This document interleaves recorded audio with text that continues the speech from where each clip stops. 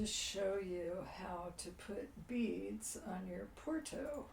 I just think it's kind of a fun thing to do, and especially for something as quick and easy as this. So I have this beading thread. Looks like I have a label, but I actually know nothing about beads and beading thread and that sort of thing. And then I have these cool beading needles, and they're just like this huge eye, and then you can thread things on them, and they're flexible. So they're actually pretty cool to use. I have this bead, which is just a 2-hole bead, and they're ancient, so the finish is starting to crackle. And these beads actually have 4 holes, so I'm going to use the 2 wires to show you, the 2 beading wires to show you how they work. So they're supposed to make you put them together in a pattern like this, and but of course that's not what so you end up with this pattern. That's not what I bought them for. I just bought them online because I like the color. So this yarn color is called Roca Your Socks, and it was named after Almond Roca, which is a candy that used to be made in Tacoma, Washington, and they do a fiber thing down there every year, and like Pigments did that as their show yarn.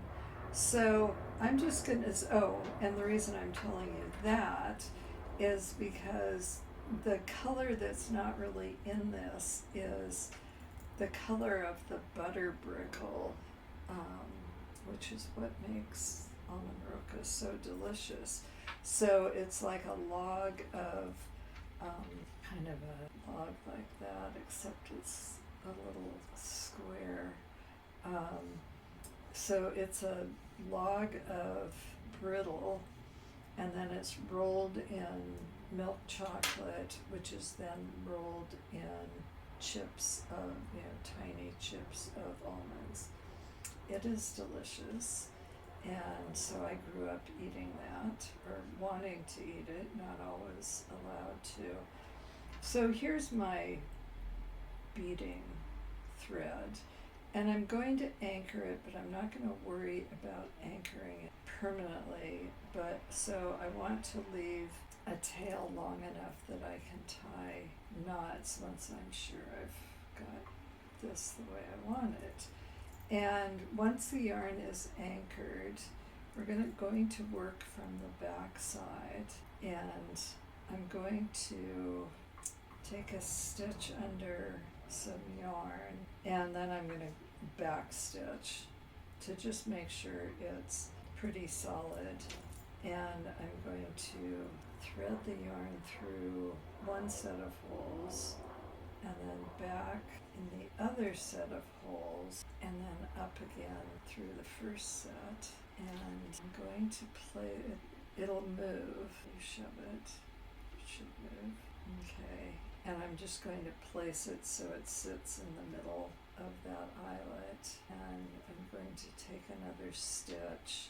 And because I don't really want this too much on the surface, I'm going to take 2 stitches between. So one of the things you don't want is to have beading thread that could get snagged. So you need to kind of take a stitch between, and it'll also help so that you don't have like just a complete unraveling of, can you see this? An unraveling of the beads. Should it break, it will at least slow. So moving much better. So again, I'm just stitching into the back of the stitch, and so then you've got those kind of floating in the hole, which is what I want. So I'm going to cut another piece of beading thread. I needed this that long. And I'll show you how to just do a 2-hole bead. And I've put these beads like along the edge of a shawl and done more of a knot tying. So this is kind of pretty down there, so let's anchor our yarn on the back.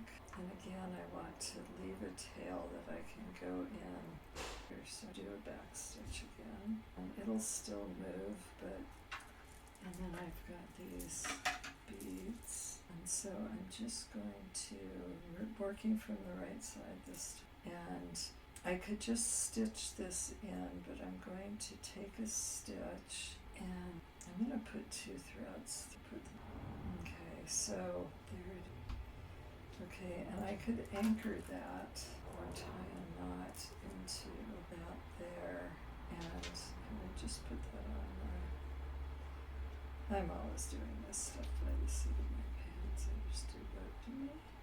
So I'm going back, we're going forward, take a little back stitch. And I always think the fun thing with beads is to have just enough, but not too much. So I'm not going to do a solid, so I'm coming up in this, and then I'm coming back to where I started.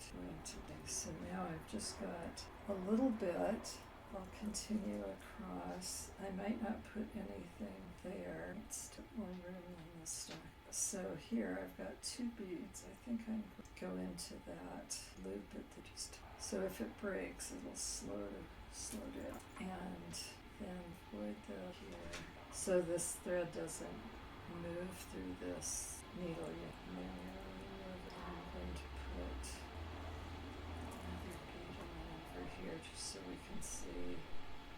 Looks like the fabric. I want it to look. I'm getting low on it, and these are super bendy, so I need to just like that. Pull that slightly tighter. Okay, let's see. It's just going to be a little bit of sparkle at the bottom.